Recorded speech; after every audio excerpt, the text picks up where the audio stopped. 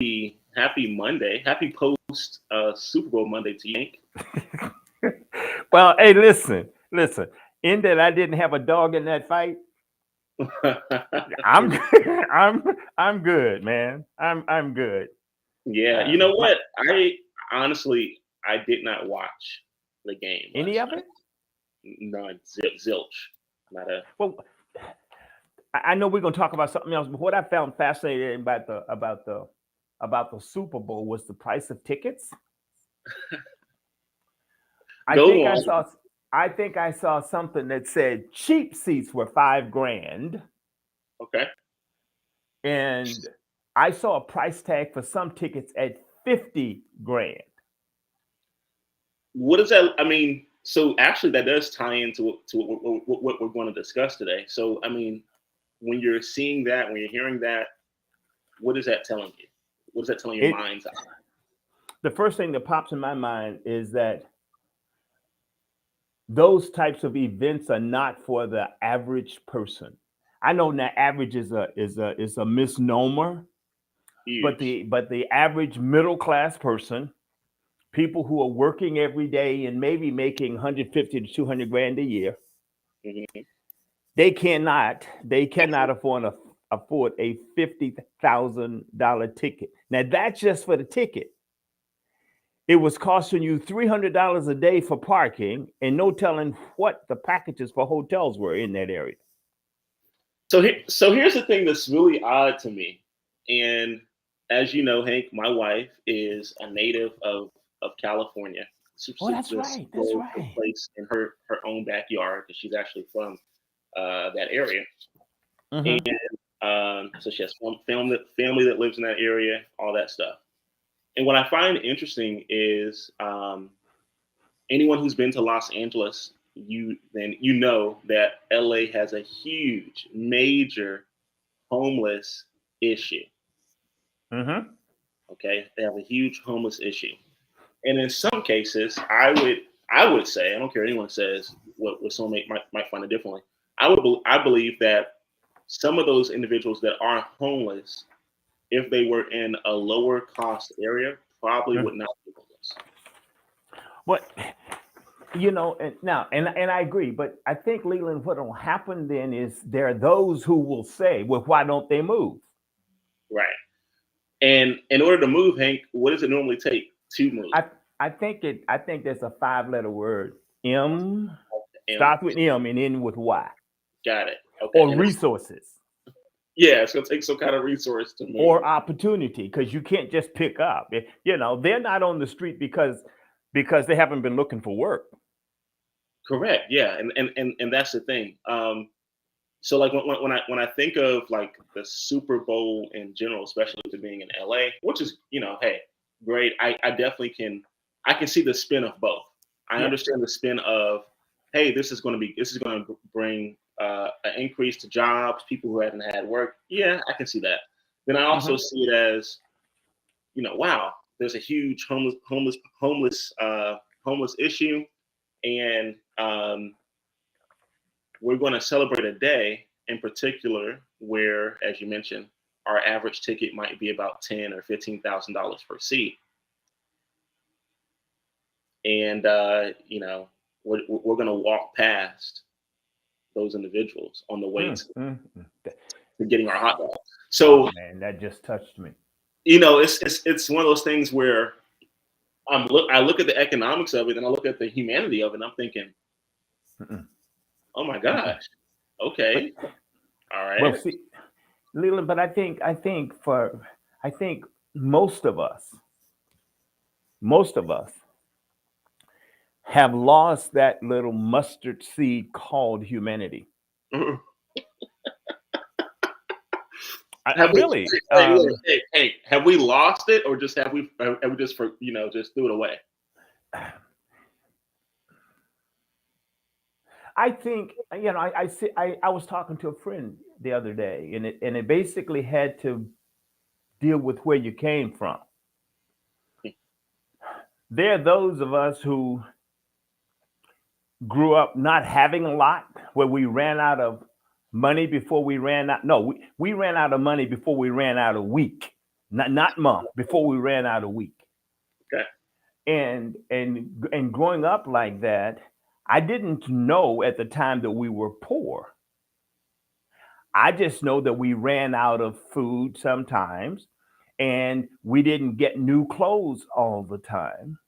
So as I started to become a little bit more affluent, for lack of a better term, I remember what I didn't have, and as a result of that, I'm conscious, I'm cognizant of the when, I, the how, and we were talking about a new car. Right. Earlier. Yeah. Okay, Yeah. Hmm. it's not that I cannot afford to buy a new car, Right. but new cars, if you can find one, it has an appreciated value, and some people are stupid enough. Now they call themselves, well, I got the money. No, stupid enough to pay more than sticker price on a car. Oh, and that's perfect for what we're. Yeah. Absolutely. Yeah. Okay. And I know that there are people who have slept in their cars, or basically that if they had a car, or they slept on the street, or who were facing eviction, or who had been evicted, not because they were bad people, Yeah. Absolutely. you know? And and I think that's the thing. So earlier you mentioned about humanity versus economics, and I believe that for the most part, economics is something that people focus more on than the humanity. And because of the economics at play, it wouldn't matter if you were a saint or a quote unquote sinner. Mm-hmm. Economics were not or are not in someone's favor. The masses do not care. And I'll give a great example, and people can, someone's going to definitely disagree with this, but here are the facts. Um, when or how the medical professions, et cetera, for the pandemic, there was a point where early on, if we all collectively would have been able to work virtually, if the majority of Americans were able to work virtually and Mm-hmm. still receive some type of compensation for mm, a month, for 1 month, it would have dropped cases drastically. I agree. Instead, what happened what was that many employers did not want to lose production, and so they didn't want their employees to work virtually. That's what that was really about. They didn't want Johnny to roll out of bed and Mm-hmm. be able to work from home and have his computer to go idle, Mm-hmm. and for him to possibly roll back into bed. They wanted to make sure that they could see Johnny in his cubicle Mm-hmm. and assume that they were getting the most labor possible out of that individual. Would would you what do you think of this slight twist? If people had been given fact from day one, even to today, do you think the US would have lost 900 plus 900 plus thousand people? No way. And I say that because I was listening to a program the other day, and they had some administration people on, be it the CDC, be it the FDA, doesn't matter who it is, Right. and people are wanting immediate response, or an immediate position on where we are with COVID, and they're blaming the government even before during the Trump administration, and now during the Biden administration, the government for either misrepresenting or dragging its feet when everyday citizens be damned. I ain't taking it and won't take it today. I have a friend that I do I respect and admire, a business associate. I assumed that he was vaxxed. can't Okay, assume. I assumed that he was vaxxed. So we've hung out together. Right. And then 2 weeks ago, I find out that he's in the hospital in intensive care, sucking on oxygen, and I'm going like, damn.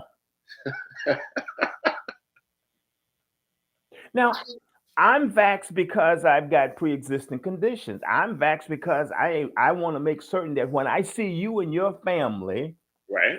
I don't handicap, cripple, kill. I don't want to kill somebody.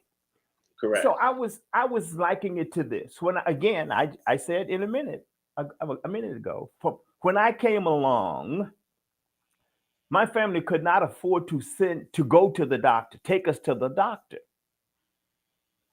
The doctor out in the community was the last resort. So there was a community health nurse that was on a schedule that would come through the community checking people out. And when Right. she came into town, whatever she had in her bag, we all got. If it was a shot for measles, we got. If it was a shot for mumps, we got. If it was a shot for whatever she had in that bag, we got. Because if we didn't get it from her, we didn't what? You didn't get it. We didn't get it. Which are Okay. again, those are plus and minuses too. That's kind of dangerous as well. Well, yeah, but here's the thing. I remember when there was discussion about affordable care, the Affordable Care Act, Accountable Care Act, whatever, Yeah. Obamacare, okay, Obamacare. And there were people talking about that there would be some rationing of meds. Grandma gonna die, and that was the battle cry. Grandma's gonna die. And so when we start to talk about or hear about COVID, and I'm thinking, for people who are saying that this is no worse than a flu, or Yeah, don't worry about this or that or the other, what they're saying is there are too many people in America and we want some of y'all to die. Now, was, please, was that was that how I you is that how you interpret it? Because so let me say this, and for those of you guys who are listening, all of this correlates. All this is connected, and mhm. I'm gonna bring it full circle real quick. and So and and but again, we're human and we will go back to something that reminds us yesterday, that reminds us today of something that happened yesterday. agreed. And So people that look like me and you, they were saying, well, Tuskegee this and Tuskegee that and this and the syphilis. And I'm going like, well, hang on a second.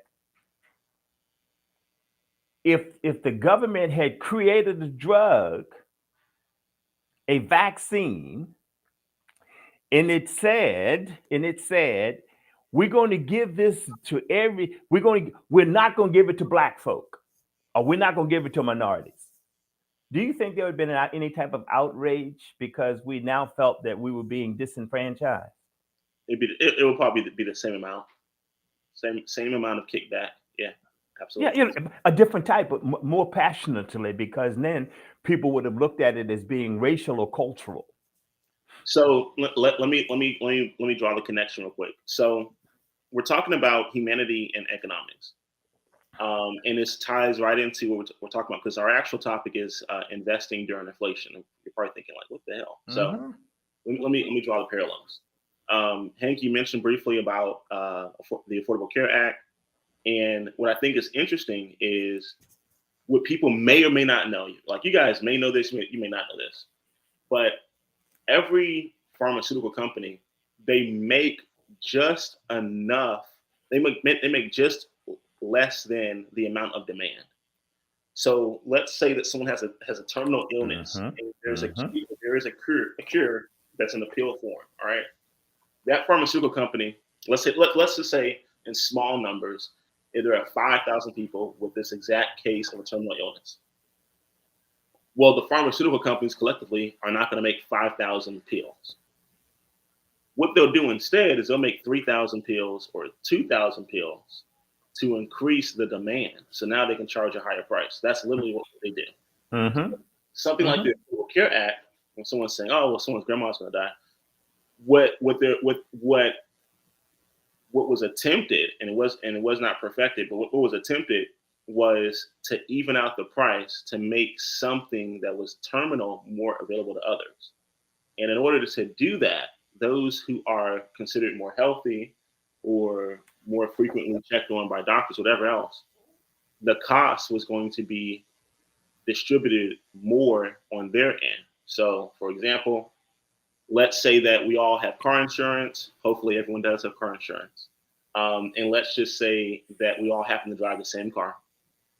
But for some reason, Bob loves to speed. Okay. Bob loves to speed. He runs red lights. He likes to live life on the edge. Hank does not speed. I don't speed. And, I don't know, Jennifer doesn't speed. Well, to make life to make life more affordable for Bob, who loves to speed, instead of his monthly premium being $1,000 a month, his becomes about maybe $700, maybe $600 a month. But it ends up having to bump up my insurance, Hank's insurance, and so on. So just you imagine that and then put it on a broader scale. So what does that have to do with economics and humanity? See, pharmaceutical companies, insurance companies, these are private companies. They're not most of these companies are not owned by the government. So therefore, their key focus is economics. There's constantly a fight about. Excuse me, Leland.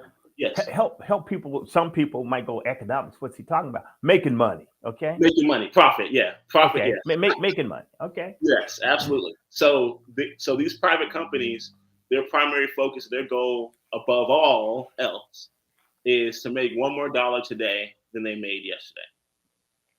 As simple and as minute and as silly as that sounds, they will go. Some people will go to extreme lengths to do that. So that may include others having to die to show the severity of a disease. So the price for such solution can skyrocket. Okay. Now this takes us. I'm gonna backtrack it step by step. Before we got on that, we were talking about the Super Bowl. The Super Bowl was, as you guys know, was in Los Angeles. The Rams won. Yada yada yada. Anyone who has lived in LA, you know that LA has one of the worst homeless situations. I mean, that I personally have ever seen in the United States. Okay. But listen, it's kind of the same thing. The stadium, which is there, it was built. Okay. So that before it wasn't always a stadium there. It was actually Inglewood, California, which was to hear people call it an undesirable area or a dangerous area, right? So it was Inglewood, California, and that's perspective of different people. So during its quote unquote gentrification, or some people might like to say revitalization, they placed the Ram Stadium there. All right, and this is just one, again, an example of economics and humanity.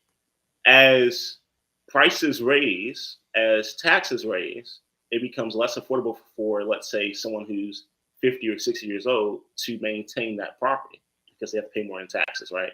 Because their income's not increasing. What I find interesting is listening to other economists, people who also have backgrounds in economics like I do.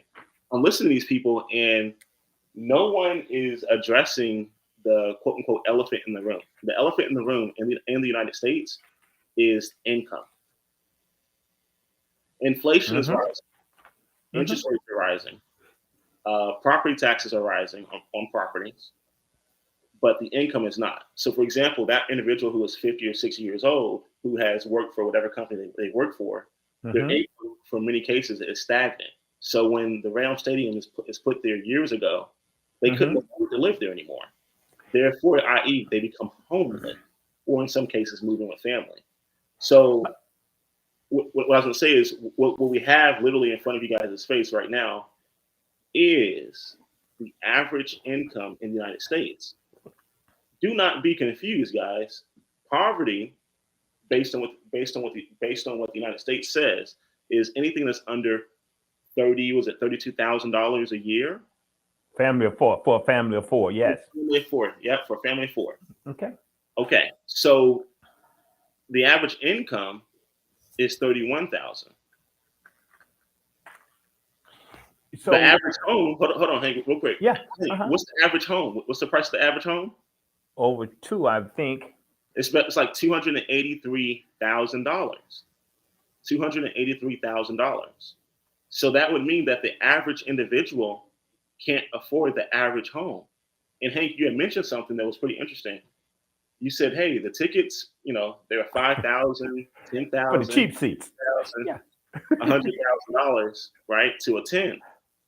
And so one might say, and you said, well, I don't know how the average person would attend. Didn't. And it's weird because I have a feeling that there were some Joe Blows in there who just prioritized. May I? Yes. Because you hit on something, and you were talking about salary or wages or income. And I think we talked some time ago, and the minimum wage for workers, $7.35, hadn't risen for almost 20 years. Yes. But the CEOs for Fortune 500 companies, their salary increased by over 300%,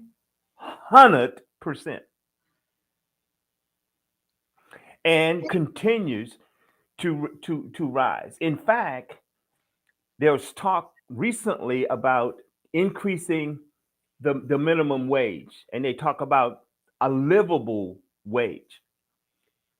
But the Chamber of Commerce has lobbyists, and the Chamber of Commerce pays almost $100 million a year for the lobbyists to lobby Congress on either passing or not passing something that they're in favor of. But let's get back.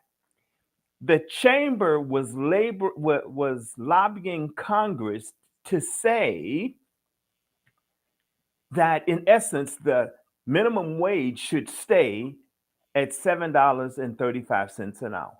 Mm-hmm. Now, now come on, people. I would like for people to listen.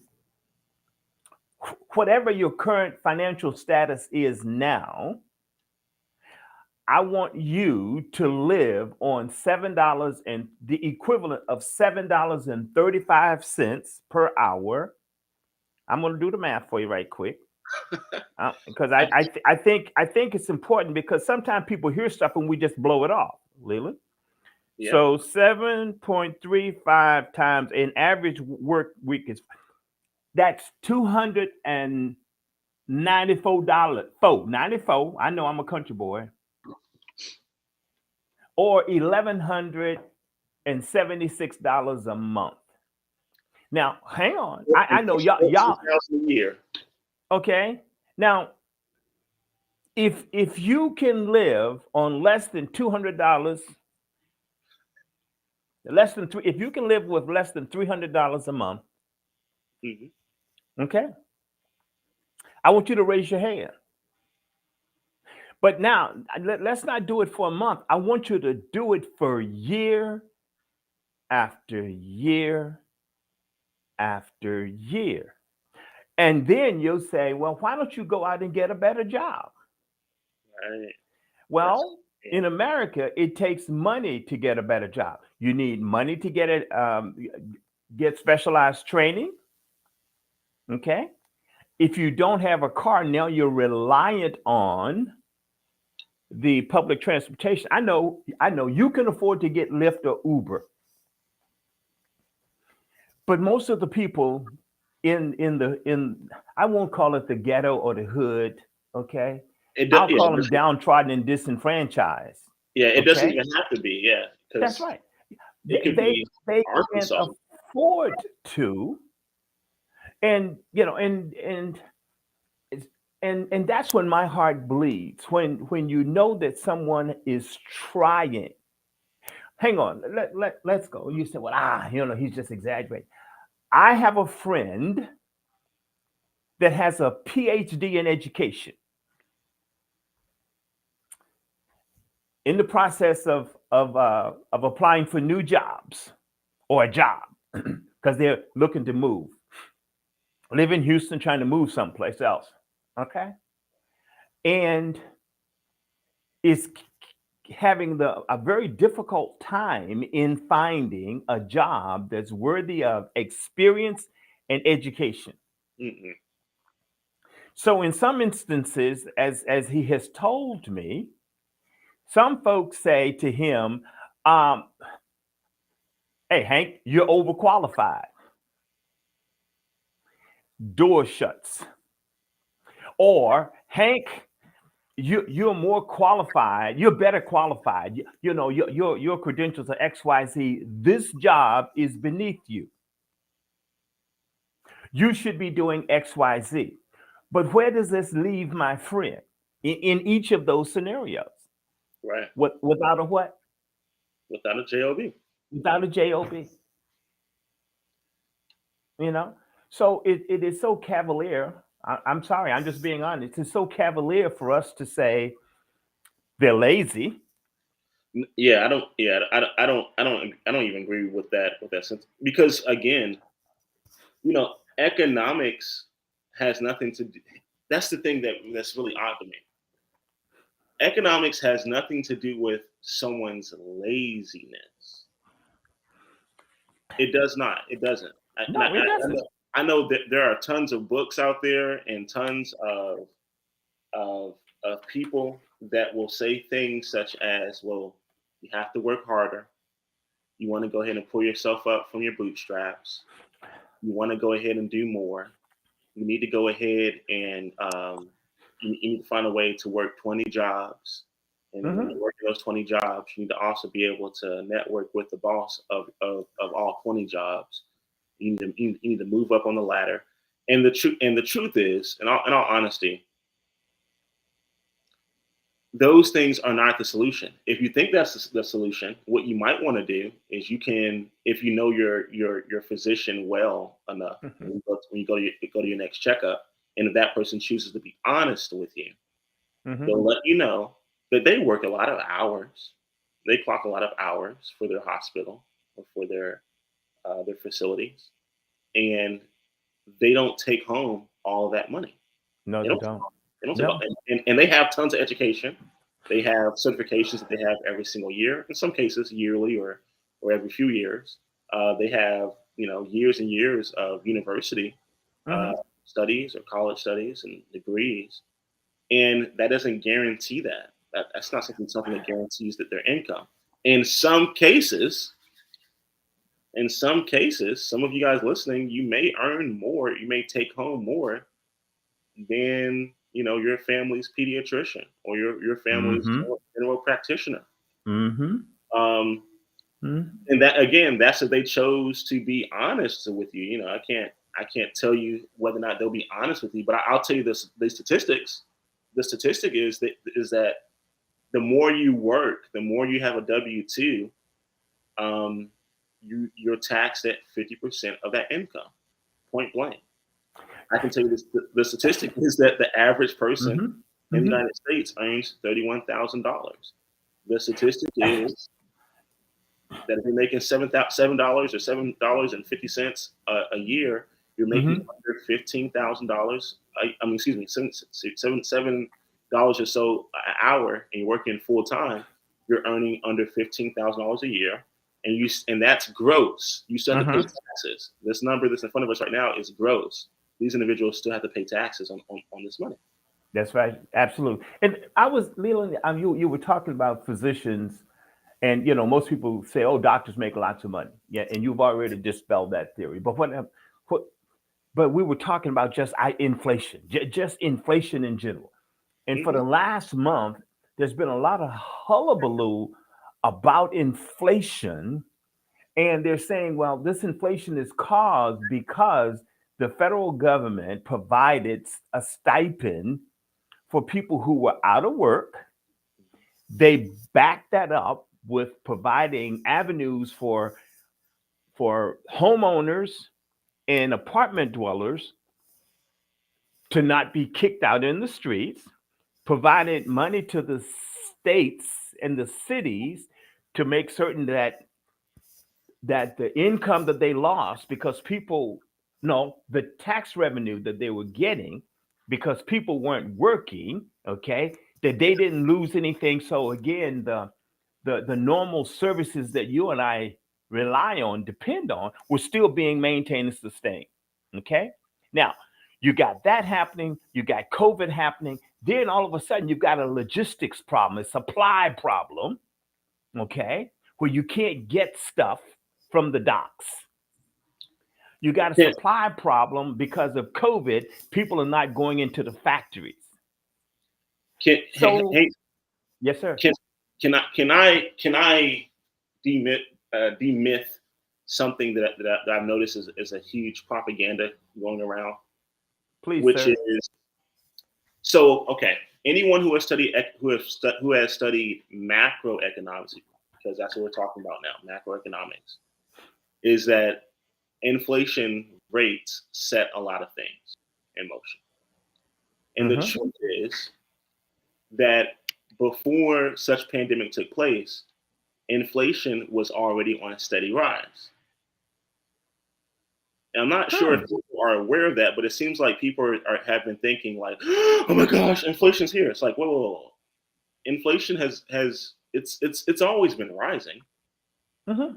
It was rise it was rising before I was even thought of. So inflation's been rising for a while. And I just want, and this is Mm-hmm. not something I've created. Again, everything I'm telling you guys is facts. So this is coming straight from the Federal Reserve for the St. Louis. Okay. Now this is in billions of dollars. You can read the chart. Okay. And there But were ebbs and flows in the process. But go ahead, sir. so it's a steady incline, a steady incline.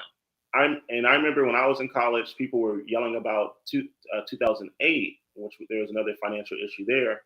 They're like, "Oh, inflation's taking a huge uptick." Well, this is the uptick they were talking about, very very small. Inflation was still increasing, and if we were to actually look, if you were to probably actually zoom in here, let's say this is 2009 right here. Mm-hmm. By the time you get to 2014, it doubled. So what does that tell you? Basic arithmetic lets you know that 1 + 1 = 2. That means something doubled.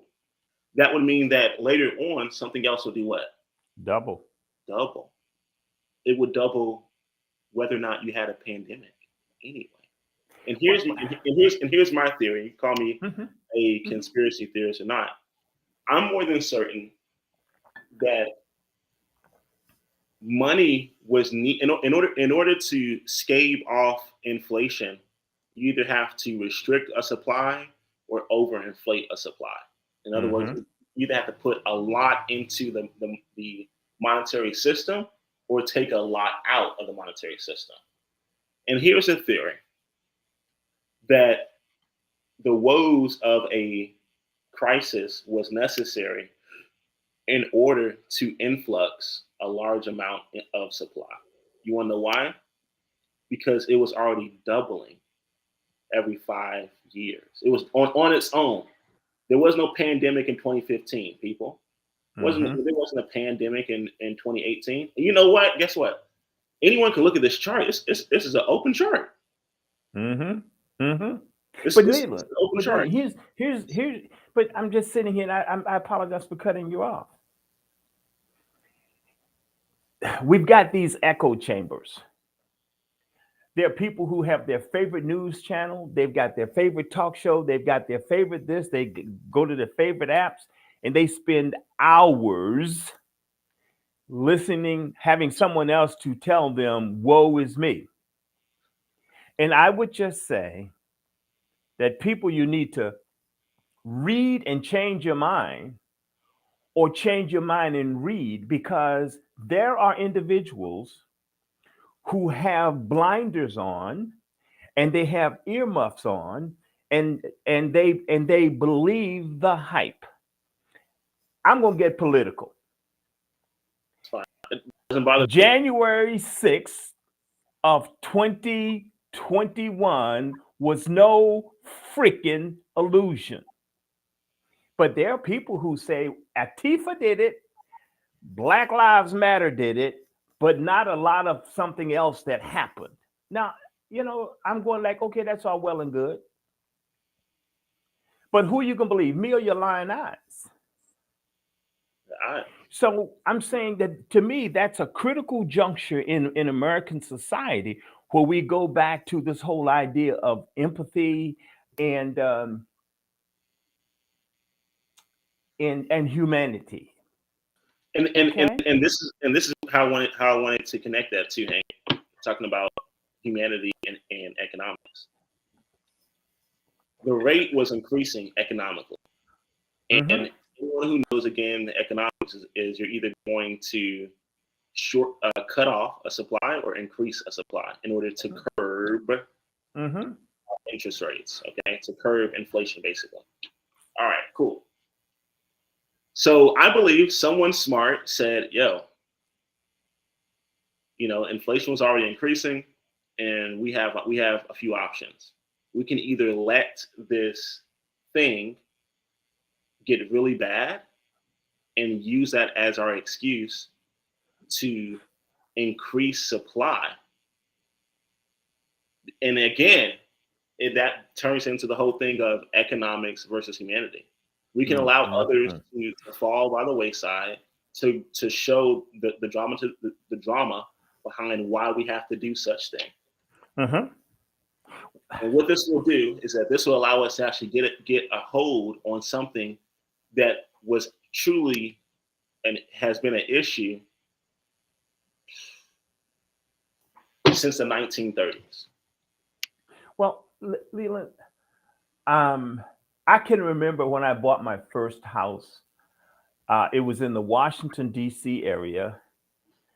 The house, very nice house, 2-car garage, basement, 4 bedrooms, 2.5 bath. Typical house, right? $130,000. A lot of money to, people go like, oh man, gee whiz. Do you have any idea as to what my interest rate or mortgage rate was at the time? Was it 16%? It was 13.25%. That's pretty good for. Excuse me. That's pretty good for certain demographics. So yeah. But and so it rose. Inflation today is sort of kind of like rose by 6%. Now that's not for the year, but it's a snapshot in time. Okay, my first brand new car cost me $2,400, and she be bad. The average price of a new car today is $45,000. Okay, so I think what I'm saying is it goes into what you've been talking to us about inflation. Average price of a house today is over $250,000. I got one for $130,000. Average price of a car is $45,000. New car, $45,000. I got one for $2,400. It just says, hey, inflation is a necessary evil. Because if you're in business, if you're a business owner, okay, inflation helps you because you're now raising your prices, you're generating more money, you pay more taxes. That takes care of services for the individuals who are now homeless if we take care of them right. We help to create good roads and bridges and all that other stuff. Okay? So from my take is that local governments want to be all hands clean, push stuff up to Big Brother, and then Big Brother says, I'm willing to pay for it, but here's some stipulations, and they don't want the stipulations. They just want the money. Well, your boss is telling you, hey, listen, I'm willing to pay you more money, but I want you to produce more, during the course of the day. And you're not willing to produce more during the course of the day, but you still want more money. So we've got to figure out, Leland, I think we've got to figure out how do we slow down the swing of the pendulum. And the only way I think that we can slow down the swing of the pendulum is get away from this myth, this idea of heads I win and tails you lose. If everyone's willing to lose, Or give a little bit. if everyone's willing to win, then everyone should be willing to lose. That's right. It doesn't. It's not going to work any other way. Yes, indeedy, because inflation is here to stay. Yes. It's going to happen. So don't get all hyped about it. We don't get hyped about the flu. We don't get hyped about a cold. Now let me tell you something. We got some smart folk. Do you think they haven't figured out how to keep you from getting a cold or reduce the severity of a cold? Same thing about the flu. You think they don't? If they can put a man on the friggin' moon, trust me, they can figure out how to kill a virus. Except AIDS. I'm sorry, they haven't figured that one out yet. I'm sorry. Yeah. See what you said. People, let me exhale. My passion is you need to be passionate about something and somebody. And it doesn't stop at your door sill. It doesn't stop when you drive into your garage in the evening and push the button and let it down. It doesn't start when you drive out of your garage the first thing in the morning. It is a continuum, and we have to realize that we need to be doing this thing together. And this togetherness doesn't matter what religion you are, what race, creed, culture you are. If the Constitution talks about we the people to make this a more perfect union, now I'm getting political, then we've got to stop making the other person the bad guy. That's all. Well, That's all. How do we do that? Well, okay. Let me say this real quick before we. So first off, if people just would work together, obviously everything would be better.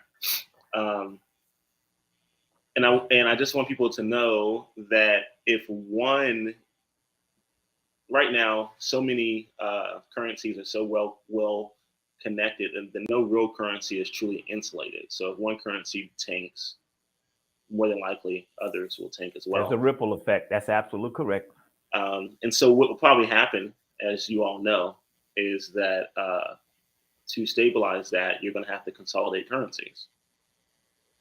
I think you all know what that means. Think everyone's pretty smart to realize what that means. Mm-hmm. So I want to get back to the investment part real quick. So inflation has been increasing no matter what. And they're going to attempt to curb inflation. Mm-hmm. All right. So as an example, real quick, again, this is not my chart. This comes from the Federal Reserve, and anyone has access to it. So inflation pops up right here, and then you see it starting to. What's happening right here is it's starting to curve out, and eventually it's going to get back to this type of a curve. Okay, mm-hmm. as it was before. But what's going to make that curve stay put better or longer, basically, is just going to be, unfortunately, higher interest rates. Mm-hmm. Because remember, in 2008, 10, et cetera, interest rates were fairly close to zero. Okay, so interest rates are going to increase. Now, what's going to happen to your investments as an investor? This is where we're going with this. Because we live in a society that earns and is so well connected with Wall Street. Don't start me. What they want, I'm tell how it is. What they want. I know. Check this out. What they want you to put your money where? In the stock market. In the stock market, right? Mm-hmm. So if the stock market can't be more beneficial, they're like, oh man, where else can we have people? Because whenever we as individuals put our money in the stock market, we're also putting our money with different investment banks. Mm-hmm. Call it what it is. Putting it with different investment banks. If you don't understand that, you probably should think twice about the stock market. I think people are thinking of this as just like, hey, here's an opportunity for me to get money that's going to increase by X%, and I can get out. What we're doing when we're buying shares, we're not buying shares directly from Google. We're not buying shares directly from Facebook. What you're doing is you're buying what's considered loose shares from investment banks. And that's a way to stabilize the economy by doing that, right? So they want you to put your money in the stock market. And what will happen is, as the stock market ebbs and flows, if it does crash or it has a correction, as people say, it will begin to stable by taking more and more liquid out of the economy. Again, how will you curb inflation?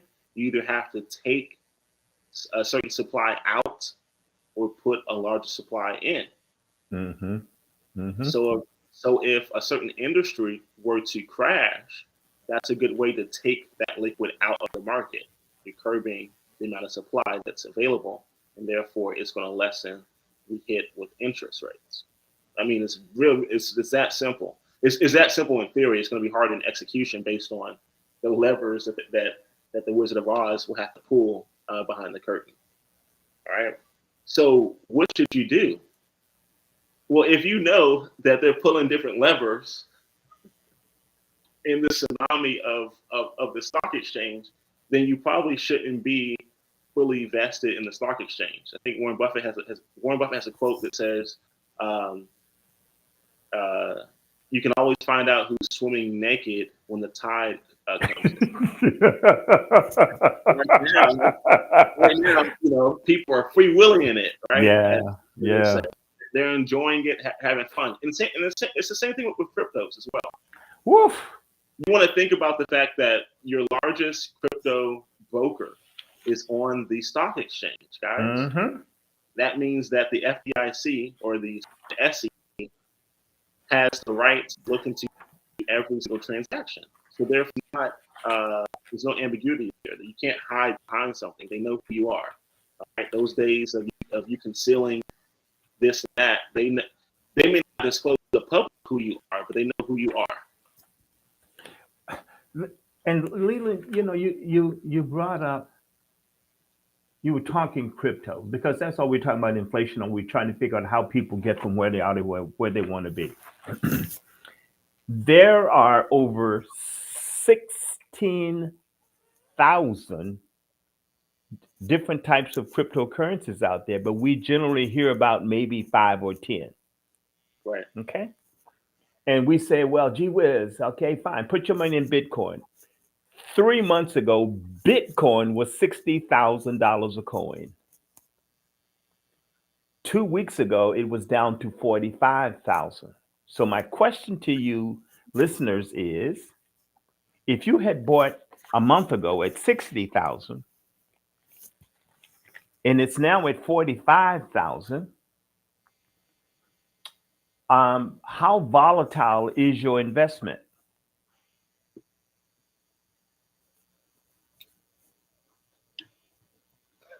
Okay. And another rage is NFTs. T's, November Foxtrot Tangos, NFTs. Okay, I can't get my head around that. But I was watching Leland. I was watching something because to me this is inflation. The asking price was 80,000. It sold for 3.3 million. So I say that you can't play in that arena on $7.35 an hour. You can't play in that arena making 100 grand a year. You can't play in that arena making 200 grand a year. So what we try to do is we help people to play in arenas that they can afford with a certain degree of um, stability and reliability.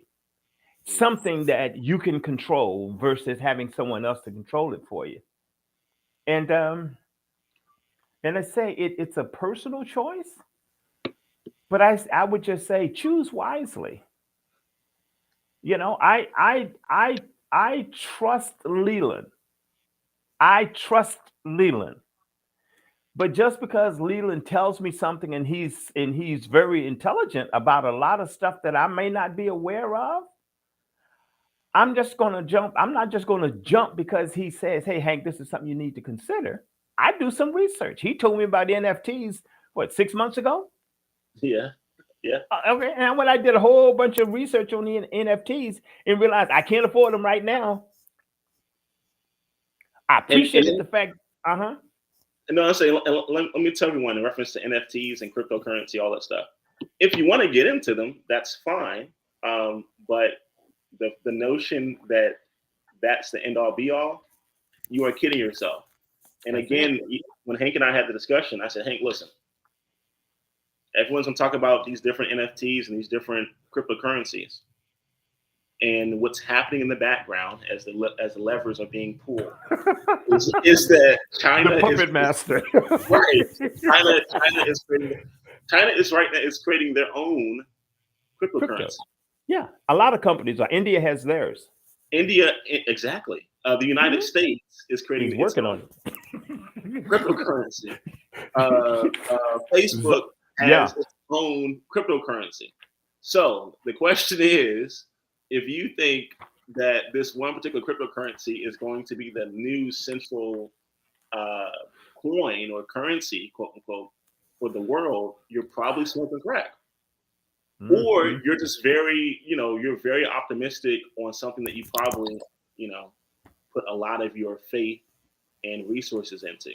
Or you deal with herd mentality. Because the moment that, listen, look, if this was a chess match, all right, and if I was the player and not pieces on the board, what happened is I would purposely want to crash one or a few countries' currencies, and then I would offer my country's new cryptocurrency, i.e., China, i.e., United States, and then make that cryptocurrency to be the new fair trade. Sure, but when that happens, not if, when that happens, will that leave Bitcoin?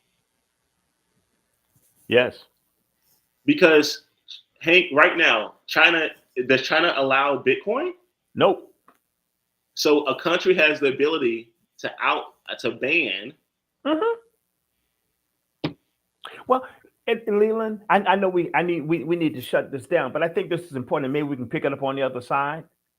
Yep.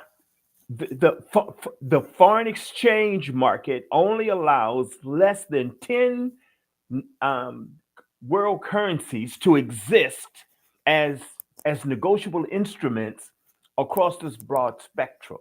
Yeah. Russia does not participate. The ruble is not part of these world currencies. China is, but the world banks are looking at China because China manipulates its currency. But the U.S. manipulates its currency as well. They do it through the Federal Reserve System. Okay? And don't be misled.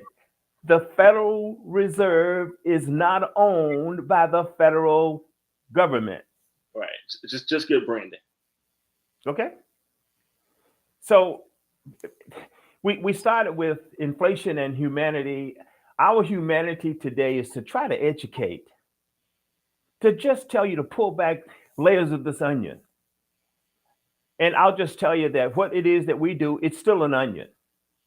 Okay. It's not going to turn into uh, um, garlic.